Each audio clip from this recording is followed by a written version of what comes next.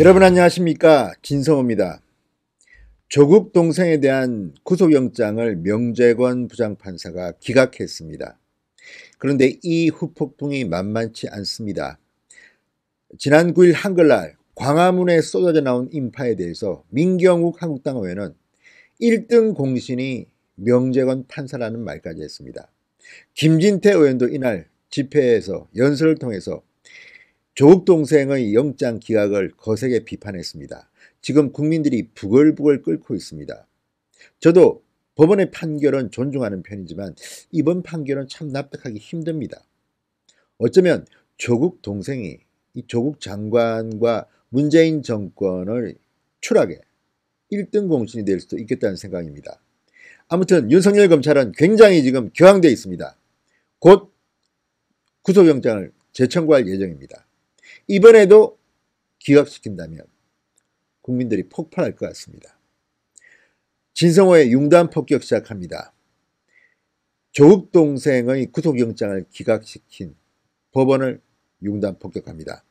방송에 앞서 아직 진성호 방송의 독자가 아니신 분은 구독 버튼 꾹 눌러주십시오. 더 열심히 하겠습니다. 자, 지금 논리적으로 이해를 할 수 없는 이유가 지금까지 피의자가 구속영장 실질심사에 참석하지 않은 경우 최근 3년 동안 100% 구속됐습니다. 첫 번째 예외가 나온 게 바로 조국 동생입니다. 그리고 또 하나 명재권 부장판사에 대해서도 사람들이 관심을 가지고 있습니다. 자, 조선일보 보도에 따르면 명재권 판사의 경우 좀 특이한 이력입니다. 9년 동안 검사로 근무하다가 2009년 판사로 전직했습니다. 그리고 지난해 8월 서울중앙지법 영장전담 부장판사로 임명됩니다. 자, 검사 출신으로 영장전담 처리 판사가 된 것은 그가 처음이었다고 합니다. 서울중앙지법 영장전담 판사는 검찰 출신으로는 처음입니다. 법원 내부에서도 왜 명재권이 임명됐을까? 궁금해하는 사람이 적지 않았다고 조선일보는 보도합니다. 자, 명재권 부장판사가 영장 전담이 된 것은 작년 8월 검찰의 사법 행정권 남용 수사가 한창이던 때였습니다. 그가 투입되면서 원래 3명이었는데 중앙지법의 영장 전담 판사는 4명으로 늘어납니다.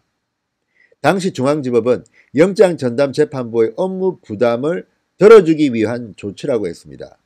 하지만 일반인의 시각은 좀 달랐습니다. 전직 대법관 등에 대한 압수수색 영장이 잇따라 기각돼 검찰이 강하게 반발할 때였습니다. 이 때문에 검사 출신인 그를 영장 전담으로 배치하는 데는 다른 목적이 있는 것 아니냐는 의혹이 돌았습니다. 자, 명재권이 부장판사가 영장 전담을 한 뒤 어떤 일이 생겼을까요? 민중기 서울중앙지법 원장이 진보성향 판사 모임인 우리법연구회 출신이라는 점도 이 의혹의 한몫을 했습니다. 자, 실제로 명 판사는 부임 한 달 만인 지난해 9월 양승태 전 대법원장의 차량, 고영한, 박병대, 차한성 전 대법관의 주거지와 사무실에 대한 압수수색 영장을 발부합니다. 그때부터 사법행정권 남용 사건에 대한 영장 발부가 본격적으로 이루어집니다. 근데 문제는 이렇게 영장 발부를 잘하던 사람이 왜 이번에는 조국 장관 일가에 대한 구속영장은 계속해서 기각하느냐는 데 있습니다.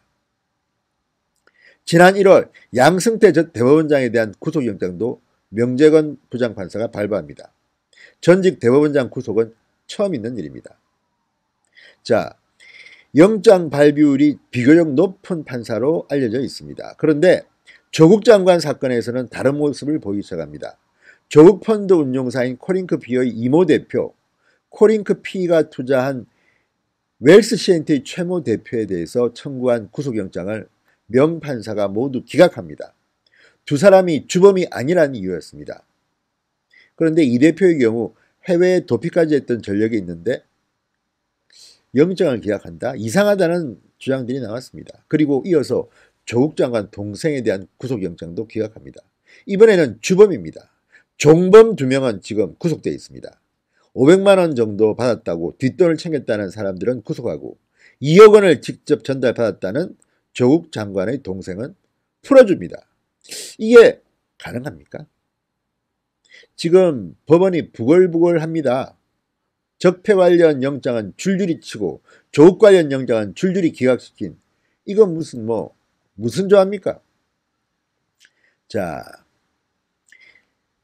지금 조국 장관의 동생이 문제가 되는 것은 이 스스로 영장 심사를 포기한 사람을 구속시키자는 게 최근 3년 동안 처음이라는 데 있습니다.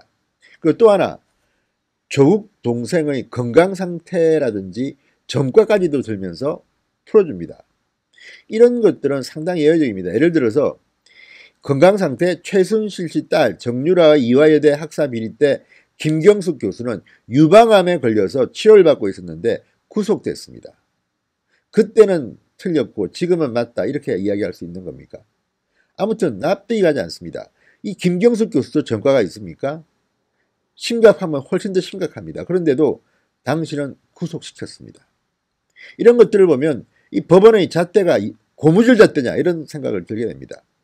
자, 또 하나, 이 검찰의 웅동학원 비리는 상당히 죄질도 나쁩니다.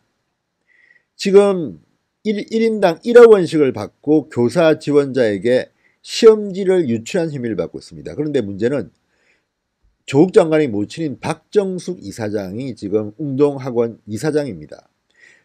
웅동학원 관행상 이사장이 외부에서 구해온 시험지를 교사 임용 시험을 치르기 전에 유출됐다. 그러면 이사장은 모르고 있었을까요? 조국의 동생은 본인이 어머니 몰래 훔쳐서 시험지를 빼내서 이렇게 줬다고 하는데 이걸 믿어야 할까요?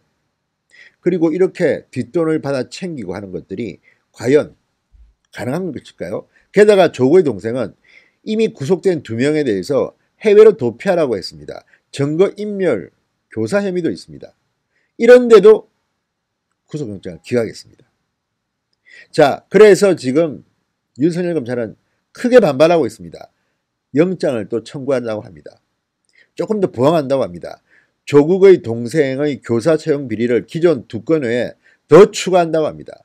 지금 우리가 알고 있는 것 말고도 더 많은 모양입니다. 사학 비리의 전형을 보는 듯합니다. 그 다음은 정경심 교수에 대한 구속영장인데 지금 법원의 태도를 보면 정경심 교수의 영장도 기각하지 않을까. 왜? 건강상 이유, 전과 이유. 이게 맞습니까? 왜 과거에는 하지 않았던 것을 지금은 하는 겁니까? 명재건 부장판사는 왜 적폐수사라고 할 때는 그렇게 영장을 발부하더니 이번에는 안 하는 겁니까? 물론 본인의 이유가 있을 겁니다. 그러나 이를 지켜보는 많은 법조인들은 분개하고 있습니다. 이해할 수 없다는 태도를 보이고 있습니다.